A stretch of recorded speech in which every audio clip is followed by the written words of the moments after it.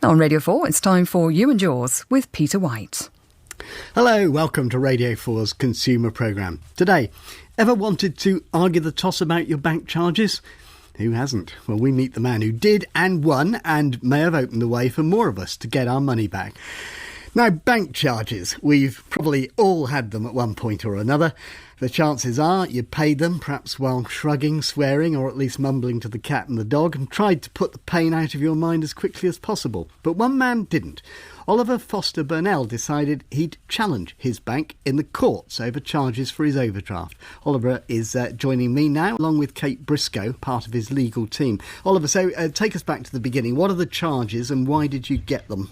Well, this all began in 2008 when I had a temporary drop in my income, which resulted in me to go a couple of pounds over my overdraft at one particular point. And basically, the bank decided to charge me up to £20 a day for being over that overdraft, which at the time when I had a reduction in my income, between May and June 2008, it was £165 a month. So in a 2-month period, it was £330. So it kept growing. Oh, absolutely. It started small and kept building up. Yeah, absolutely. And it just caused a snowball, which I just couldn't recover from. So it put me into quite severe financial hardship at the time. And I mean, how big did it get? Oh, it grew to well over £800 over a period of sort of 8 or 9 months, really. And I suppose the bigger it was, the less easy it was for you to pay it off. Yeah, I mean, at times what happened was I was able to clear the balance and bring my account back into order, as the bank called it.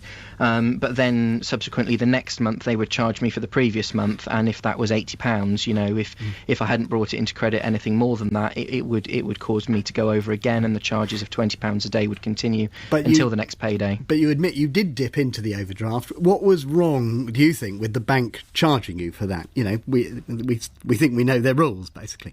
Yeah, I mean, you know, the banks were charging me £20 a day. What had happened was I had a temporary dip in my income. I told them about that, and a bill came out of my account which took me, I think it was about £2.75 initially over my limit, and the bank immediately charged me for that. Right. So what happened next? Because you decided in the end not to take it lying down.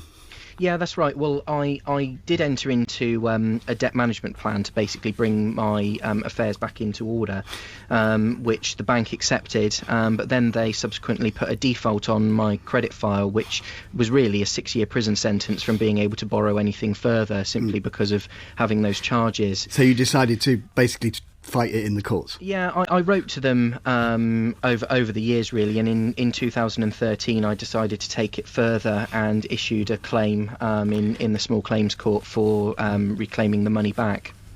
Right, let me bring in Kate Briscoe as part of your legal team on this, because Oliver won his case. Can you just explain the argument that you mounted to win this case? Good afternoon. Yes. Well, this wouldn't have been achievable a couple of years ago after the OFT lost against the banks in the Supreme Court in 2009. So effectively, we've had a period of time where nobody's been able to challenge bank charges.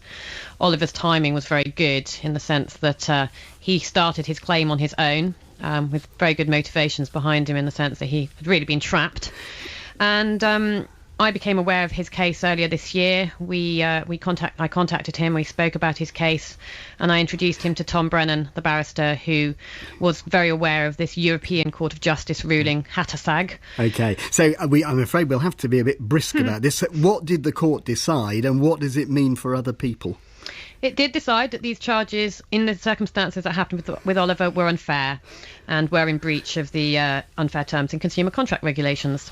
And can you just, in simple terms, explain why and what makes that different to where the law stood before?